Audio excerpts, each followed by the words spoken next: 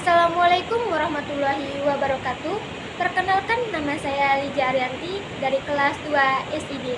Nah, di sini saya akan membagikan pendapat saya mengenai pentingnya program konseling karir di perguruan tinggi.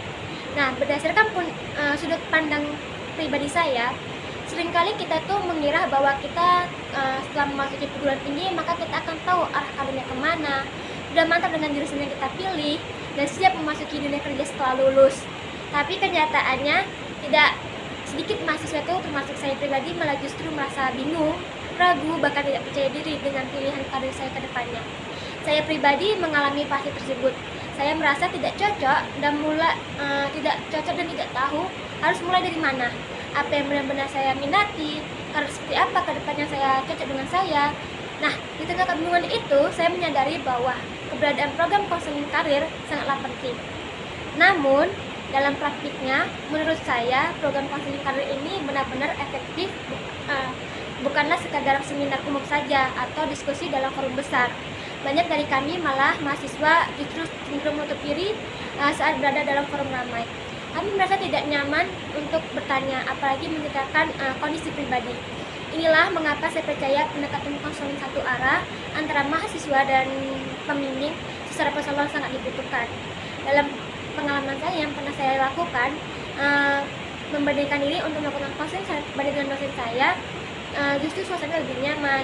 Saya lebih mudah menyampaikan keputusan saya, mulai dari rasa takut salah jurusan, bingung milih jalur pendidikan mana, hingga ragu dengan kemampuan diri sendiri.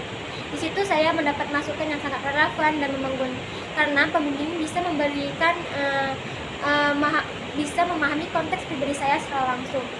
Nah, program ini benar-benar membentuk konseling, bukan hanya sekedar informasi sepihak saja. Menurut saya lebih efektif membantu mahasiswa menemukan apa karir kedepannya. Karena di dalamnya itu terjadi dialog yang jujur, reflektif, membangun kepercayaan diri, apalagi saat ini tekanan untuk sukses lebih cepat atau langsung kerja setelah lulus itu sangat besar.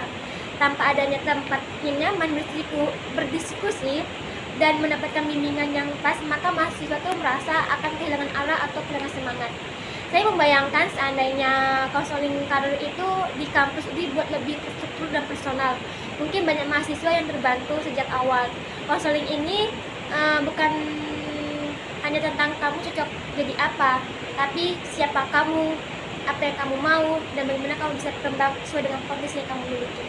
Penutup dari saya sangat berharap bahwa kedepannya perguruan tinggi itu memberikan perhatian lebih penting tentang konseling karir bersifat pendekatan secara personal atau dua arah. Karena pada akhirnya bukan hanya skill yang dibutuhkan dalam dunia kerja, tapi juga arah dari keyakinan diri. Dan itu bisa saya sampaikan melalui video ini. Terima kasih yang telah mendengarkan. Saya akhiri. Wassalamualaikum warahmatullahi wabarakatuh.